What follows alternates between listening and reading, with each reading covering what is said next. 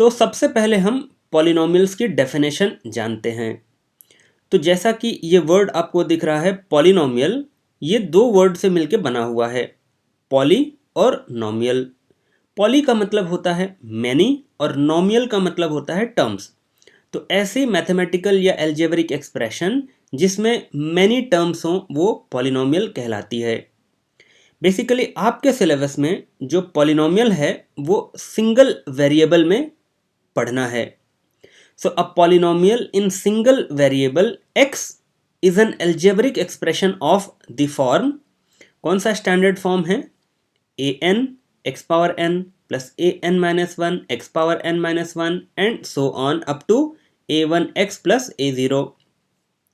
तो बेसिकली ये एक स्टैंडर्ड फॉर्म में रिप्रेजेंटेशन है एक पॉलिनोमियल का इन सिंगल वेरिएबल x। अभी आप देख के इसको घबराइए नहीं, क्योंकि फर्स्ट टाइम जब स्टूडेंट्स देखते हैं तो थोड़ा डर जाते हैं। अभी कुछ एग्जांपल्स लेंगे तो आपको एकदम क्लैरिटी आ जाएगी कि एक पॉलिनोमियल क्या होता है और उससे रिलेटेड टर्मिनोलॉजीज आपको बहुत अच्छे से क्लियर हो जाएगी।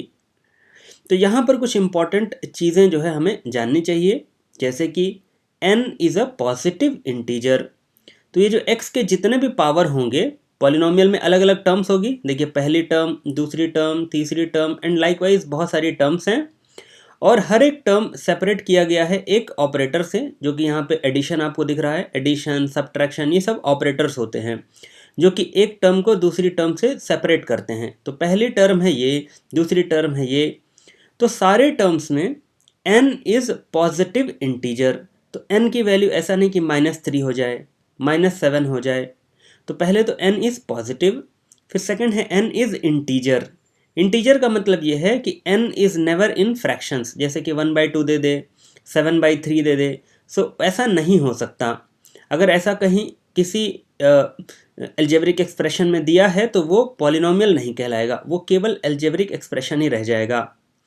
सेकंड चीज़, जो a0, a1, a2 यहाँ पे आप देख रहे हैं a0, a1, a2, a3 and likewise, इन्हें हम कॉन्स्टेंट्स कहते हैं, कभी कभी इन्हें कोएफिशिएंट्स भी कहते हैं।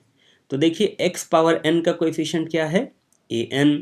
x पावर 3 का कोएफिशिएंट क्या है, a3 and likewise a0, a1, a2, a3 up to an are all called coefficients या कॉन्स्टेंट्स। इसके बारे में एक और इम्पॉर्टेंट चीज़ जो जानने लायक है वो है डिग्री ऑफ पॉलिनोमियल। तो ये जो पूरा पॉलिनोमियल p ऑफ x दिया गया है, जो कि सिंगल वेरिएबल x में लिखा गया है अपने स्टैंडर्ड फॉर्म में, इसका डिग्री क्या होगा, the highest power of x in the given polynomial is called the degree of the polynomial. तो देखिए x का पावर यहाँ है 1, फिर x का पावर है 2, x का पावर है 3 एंड लाइकवाइज x का पावर इंक्रीज हो रहा है जब हम राइट से लेफ्ट की ओर बढ़ रहे हैं तो। और हाईएस्ट x का पावर इस गिवन एल्जेब्रिक एक्सप्रेशन में है x का पावर n। तो ये जो पॉलिनोमियल है जो कि सिंगल वेरिएबल x में लिखी गई है, अपने स्टैंडर्ड फॉर्म में है, उसका डिग्री होगा n। तो अब हम कुछ एग्जाम्पल्स देखते हैं। सो ये पहला एल्जेब्रिक एक्सप्रेशन दिया है f of x is equal to 5x cube plus 7x square plus 3x minus 7।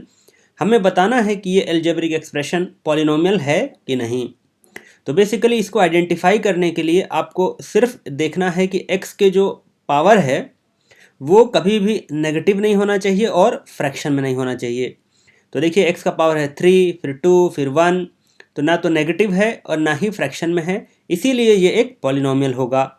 और इस पॉलिनोमियल की डिग्री कितनी होगी, वो होगी highest power of x in the given polynomial. तो हाईएस्ट पावर है 3, therefore it is a polynomial of degree 3। एक और एग्जांपल देखते हैं, P Y is equal to 2y square minus 5/3y plus 15। ये जो एल्जेब्रिक एक्सप्रेशन है, अब हमें बताना है कि ये एक पॉलिनोमियल है या नहीं। तो फर्स्ट ऑफ ऑल ये एक वेरिएबल y में लिखा हुआ एल्जेब्रिक एक्सप्रेशन है। तो इसमें अगर ध्यान दें तो y का जो पावर है वो ना तो नेगेटिव है और ना ही फ्रैक्शन में है, इसीलिए ये भी एक पॉलिनोमियल हो जाएगा और इसकी डिग्री हो जाएगी हाईएस्ट पावर ऑफ y यानी कि 2। एक और एल्जेब्रिक एक्सप्रेशन हम देखते हैं, x power 4 minus root 5x plus 15। Basically यहाँ पर अगर हम देखें तो x का पावर 4 है, उसके बाद डायरेक्टली x का पावर 1 है।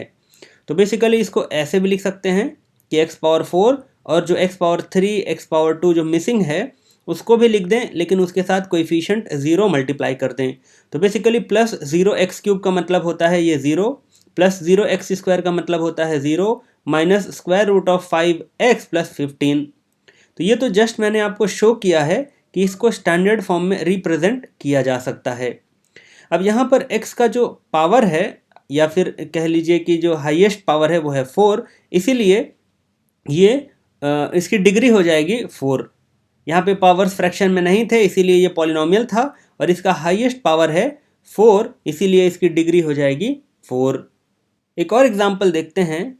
यहाँ पे एक एक्सप्रेशन दिया है g of z is equal to 7z का पावर 3/5 प्लस 4z का पावर 1/3 माइनस 13। तो बेसिकली इस एल्जेब्रिक एक्सप्रेशन को जिस वेरिएबल के टर्म में लिखा गया है वो है z, और उसका जो पावर है वो फ्रैक्शन में है, इसीलिए ये एक पॉलिनोमियल नहीं है। फाइनली लास्ट एग्जांपल है p of x is equal to 3। तो बेसिकली यहाँ पे केवल a0 टर्म ही है, तो इसको हम लिख सकते हैं 3 मल्टीप्लाइड विथ 1, और 1 को लिख सकते हैं हम x का पावर 0। तो ये भी एक पॉलिनोमियल कहलाएगा, और लेकिन यहाँ पे इसकी डिग्री कितनी हो जाएगी? 0।